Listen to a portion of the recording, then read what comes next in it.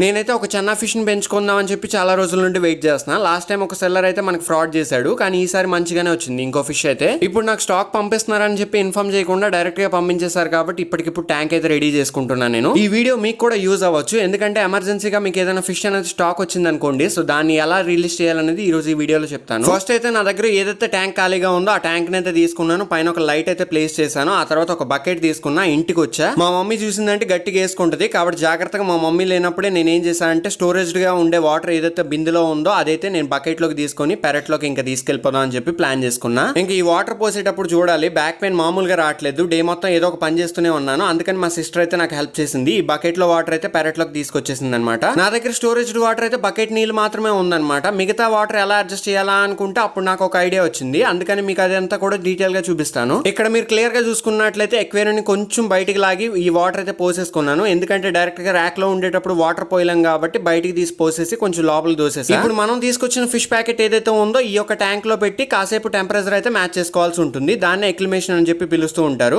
After 20 minutes తర్వాత seal అయితే open చేసేసాను. నా దగ్గర ఎక్కువ వాటర్ లేదు కాబట్టి ఏదైతే ఫిష్ ఏ వాటర్ లో ట్రావెల్ చేసిందో అదే వాటర్ తో పాటు జాగ్రత్తగా రిలీజ్ చేసేసాను. మన దగ్గర ఎక్కువ వాటర్ లేదన్నప్పుడు ఈ యొక్క ట్రిక్ అయితే నేను ఫాలో అవుతూ ఉంటాను, అందుకని మీకు కూడా ఇదే చూపించా. ఇంకా ఫిష్ అయితే ఘోరాతి ఘోరమైన స్ట్రెస్ మీద ఉందన్నమాట, అందుకని అలా ఉండిపోయింది ఇంకా శవంలా కింద. దీని కలర్ కూడా బాగా ఫేడ్ అయిపోయింది అనమాట. అసలు మీరు ఎలా సెటప్ చేసుకోవాలో కొంచెం మీకు ఏమైనా ఐడియా ఉంటే నాకు దయచేసి కామెంట్స్ లో తెలియజేయండి. ఇప్పుడు రైనీ సీజన్ కాబట్టి మనం సాయిల్ లాంటిది అది వేసుకుంటే దానికి ఏమైనా ఎఫెక్ట్ అవుతుందేమో, వాటర్ కూలింగ్ అయిపోయి చెప్పి నేనైతే పెట్టలేదు. కొంచెం గ్యాప్ ఉండేలా చూసుకుని ఒక చిన్న థర్మాకోల్ ముక్క అయితే క్లోజ్ చేసేసా. దాని మీద ఒక చిన్న బ్యాటరీ కూడా పెట్టాను అనమాట, ఎందుకంటే ఆ బరువుకి అది ఒకవేళ జంప్ చేయాలనుకున్నా కూడా జంప్ చేయలేదు. ఆ తర్వాత నాకు గుర్తుకొచ్చింది దీనిలో ఆక్సిజన్ కూడా పెట్టాలని చెప్పి ఎయిర్ పైప్ హోల్డర్ తో నేను ఈ విధంగా స్టిక్ చేసేసి ఆక్సిజన్ అయితే పెట్టేశానండి. ఇంకా నెక్స్ట్ వీడియోలో అసలు ఇది ఏ విధంగా ఉంది కండిషన్ చూద్దాం.